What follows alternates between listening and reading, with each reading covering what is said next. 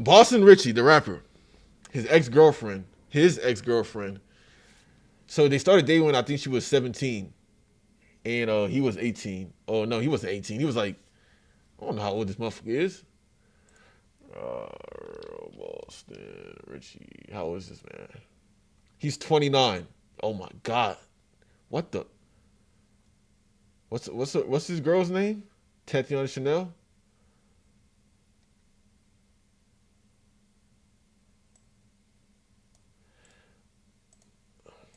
How old is she?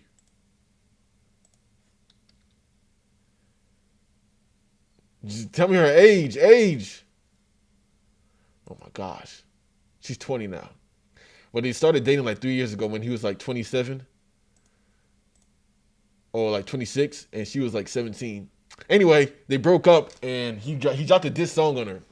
The diss song is trash. I'm not going to play it because they copyright everything. Actually, I'm not on YouTube. I'm not going live on YouTube. I can play it right now. Actually, I don't want to play it because it's sorry. It's trash. And so she started exposing him. And what she exposed of him was that she used dildos to you know what she did. She used dildos on him. Pause. She used dildos on him. And they've been going back and forth. Club 24. Oh, there's nothing. Then I was back. Yeah. Anyway, so they've been going back and forth. He said that he abused her, and all that happened. It's currently exposing him for plethora of sick behavior. She says he kidnapped her, forced her to ride naked in a car full of men for 8 hours while she was on her cycle and wouldn't let her leave. So she got pictures, and then those are the men in the car and shit like that. Yeah. She had been using a strap on the rapper since she was 17. Oh shit! It's crazy, huh? Now, this is allegedly. We don't know if this is accurate or true, but she did have screenshots. I'm not going to show you. I can't get banned, so I can't show you like what I really want to show. But it's craziness. So she got the pictures of what she used on him and shit like that. Location of it, when she bought it. It's weird. But listen, this was a grown man that was 26 and she was 17. And allegedly she was using a strap-on him. Isn't that just sick? That's something that's psychopathic sick. That's gross. That's nuts. I don't know what's wrong with these new rappers, man. I just wanted to briefly give you the latest information in the David case and the murder of Celeste Rivas Hernandez. I know I've made a couple videos yapping about this, and it's a really genuinely difficult topic to even talk about because of how disgusting it is. But the reason why I keep bringing it up is because there is a not small number of people, a relatively strong movement, the Dipshits for David, that are constantly trying to brainwash people into believing that David has been framed. They keep regurgitating that, well, they haven't found him guilty yet, thus we know he's innocent and he has been framed, he's actually a victim in all of this, and they're trying to bury all of the real information and muddy everything, even though so much of this evidence is publicly available evidence. That, like, not even all the stuff that's in the case right now, there is so much information you can find that, if you have a functioning frontal lobe, will lead you to one conclusion. David is pure evil. And every new piece of information from the prosecution here is beyond disturbing. So I just blabber about this because I want to at least provide the real facts about the case here to try and combat all of the incorrect gobbledygook people are spitting out there, this mumbo-jumbo from this group that for some reason wants everyone to be supportive of David and like plug their ears to what the prosecution is bringing forth. It's fucking lunacy. Mark, the details alleged by prosecutors are frankly disgusting. In this preliminary 8-page brief signed by LA District Attorney Nathan Hochman, prosecutors paint a picture of a rising pop star who they say lured a young girl and then eliminated her when she threatened to expose their relationship and derail his fame. This had been brought up previously with the potential motive behind David's killing of Celeste Rivas Hernandez. He had known her since she was 11 and sexually abused her, and he didn't even hide this deplorable situation here. 11? She had appeared in like streams. There's videos of the two of them together. His community was even aware of her, but according to the mods, they didn't know that she was a child. They were unaware of her age, nor did they know that she was reported missing. I don't know if that's true or not, or if the mods are just trying to cover their own ass so they don't end up on the hook and in trouble. Couldn't tell you, but the point is, there is a lot of evidence with these two publicly together in photos, videos, all of that. And at some point, it is alleged that she made a threat about, making it more known that she's a child. She is a minor. And thus the prosecution alleges that the motive was David wanting to save his career because if that information got out, it would damage his blossoming career. So in order to try and save that, he killed her. In court for the second time today, attorneys for the singer, whose real name is David Burke, fought to seal the brief that prosecutors believe lays out a specific timeline and evidence of 14-year-old Celeste Rivas Hernandez's murder. Prosecutors allege Rivas Hernandez and Burke first met when she was just 11 years old, and they have explicit sexual photos of the two. The brief also claims Burke stabbed Celeste several times and watched her bleed to death. Now, in the previous information that was provided by prosecution, they were talking about the child pornography that they found on David's phone. Now they are also saying that there are explicit sexual photos of David and Celeste together. So that is probably the child porn that they were referring to then. Also saying that the two had met when she was 11. And the autopsy report was recently made public where the cause of death was revealed to be sharp objects through the torso. So they are alleging that David stabbed her multiple times and then watched her bleed to death. In the days after prosecutors claimed David had slaughtered Rivas Hernandez, they say he purchased tools to dismember her body.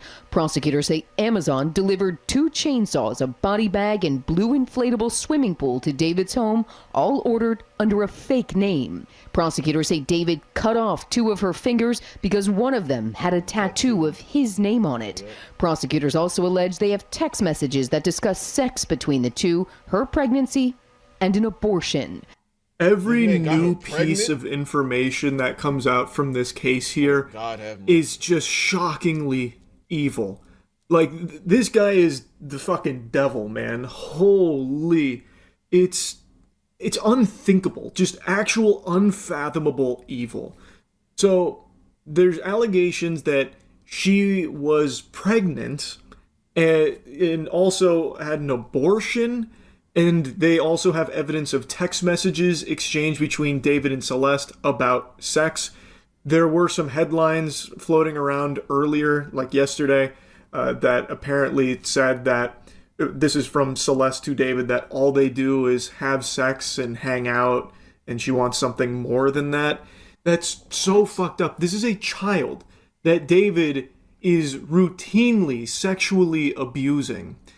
Now, the method of chopping up her body to try and hide it was never disclosed to my knowledge, but here the prosecution is saying that they found evidence that he had purchased chainsaws and an inflatable pool, and that's how he was dismembering her corpse. Her corpse was found in pieces in the trunk of his vehicle after roughly 5 months decomposing in there.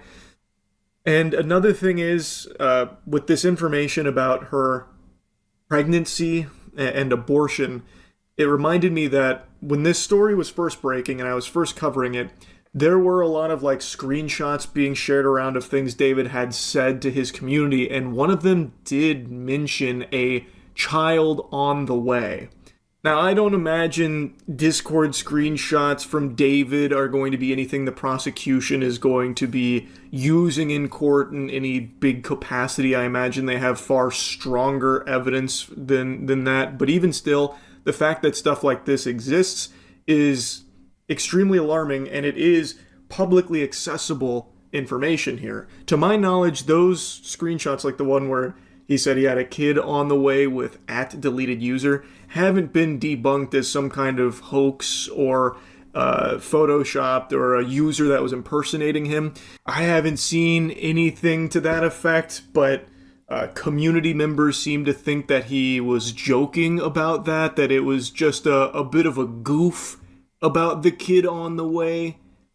Though, in light of what the prosecution alleges about Celeste being pregnant and abortion, seems like there's a chance it wasn't a joke. But again, I don't think Discord messages here are going to be something the prosecution is relying on. I imagine they have far more solid evidence, but I just wanted to mention this because it reminded me, and it is just another piece of publicly available information that is out there that is now having even more weight put on it because of what the prosecution has been alleging with everything they have.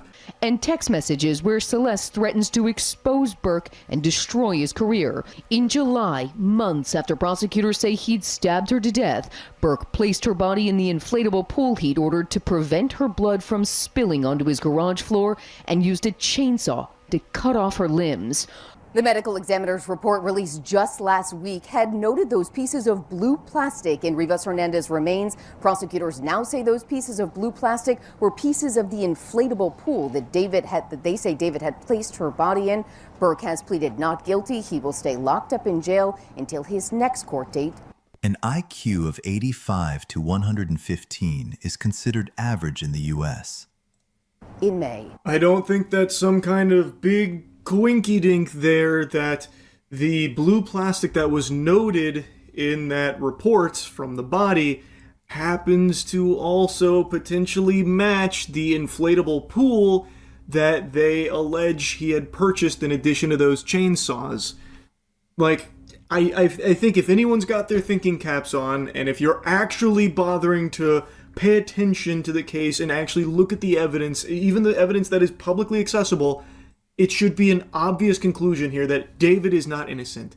He is not some fucking angel, some saint that's been framed by a ne'er-do-well out there that's trying to, ruin David for their dubious schemes. David is pure evil.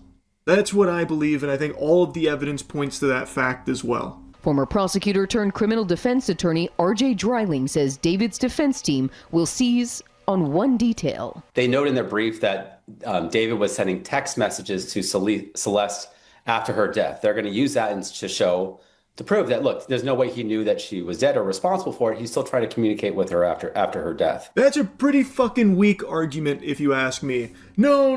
All of this evidence, it's hooey. It's a load of hooey because the only fact that matters is David was sending her text messages after she was already murdered. Why would he do that if he knew she was dead? Wouldn't make any sense. Checkmate. Gotcha. Like, that's trash. I think that is a complete trash argument because this is clearly someone who is going to great lengths to try and hide this. Chopping up, dismembering her corpse and stuffing it in a trunk. I imagine that even someone with only a handful of neurons could have come up with the scheme of still sending text messages even after death to try and give himself an alibi. Like, no, look guys, I didn't know. See, I sent messages when she was dead. I didn't know. That's, terrible. Who could have done this? We gotta find who did this. There's a maniac on the loose. Like, I think it is a terrible, terrible argument. Now, of course, they're paid to represent him. They have to do their job. I get it, I guess. But my point is, I don't think that's going to be very strong on their side. I just really don't. Anyway, as always, praying that there will be justice for Celeste Rivas Hernandez here in this case, and just wanted to give you the latest update. You know, the thing about this case is that even after what he did to Celeste, he still went on tour. He did streams. He went on tour. He brought people to his house. He acted completely normal after doing something so heinous, something so sick. That's the part I don't really understand. I can understand if he like maybe disappeared, but like he was still posting on social media. He still did a Fortnite collab, still streaming, still touring, still putting out songs. And he just slaughtered that girl a few months prior. That's just it's completely sick about this man. He is pure evil. He's more like a CSI or a Law and Order type evil, like one of those cases. He truly might need to be put down for the rest of his life. Like, I just don't know, man. And a lot of y'all, like, because I never actually listened to his music, but he still has a lot of fans. Like, he still has 20 million monthly listeners on Spotify. He still has like a fan base that doesn't believe that he did what he did to Celeste. Even with all this evidence, they still don't believe it. It's craziness. It's absolute craziness. My God. May she rest in peace. I wish her family would have did more for her so she wouldn't have to keep running away from home and shit. Like, and just imagine, like, if you really just imagine, like, she's not the only one. This is still happening. I mean, she's the one that's public because, you know, he was a celebrity, a artist, but like, this is just happening. It's still happening right now, probably. Women getting sex trafficked, even some young men too, as well. It's craziness, man.